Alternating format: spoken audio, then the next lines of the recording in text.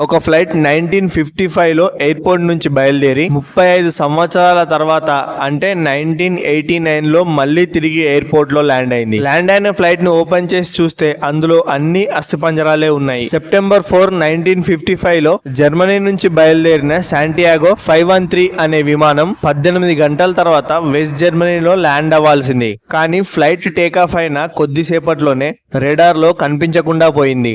దానికోసం ఎన్నో రోజులు జర్మనీ గవర్నమెంట్ వెతికి చూసింది. ఎంత వెతికినా దొరక్కపోవడంతో ఆ ఫ్లైట్ క్రాష్ అయిందని చెప్పి జర్మనీ గవర్నమెంట్ అనౌన్స్ చేసింది. ఆ తర్వాత దాని గురించి అందరూ మర్చిపోయారు. ఆ తర్వాత 1989 సెప్టెంబర్ లో ఈ ఫ్లైట్ బ్రెజిల్ లోని ఒక ఎయిర్పోర్ట్ లో ల్యాండ్ అయింది. ల్యాండింగ్ ముందు ఆ ఫ్లైట్ ఎయిర్పోర్ట్ చుట్టూ 2-3 సార్లు తిరిగిందని చెప్పి ఎయిర్పోర్ట్ అధికారులు చెప్పారు. అది ఎయిర్పోర్ట్ లో ఎలాంటి పర్మిషన్ లేకుండా ల్యాండ్ అయింది. ఆ తర్వాత ఆ విమానం ఓపెన్ చేసి చూస్తే అందులో అన్ని అస్థిపంజరాలే ఉన్నాయి. చాలా మంది ఈ విమానం టైం ట్రావెల్ చేసింది అని చెప్తారు. ఈ విషయం గురించి అప్పటి జర్మనీ న్యూస్ పేపర్ లో మీరు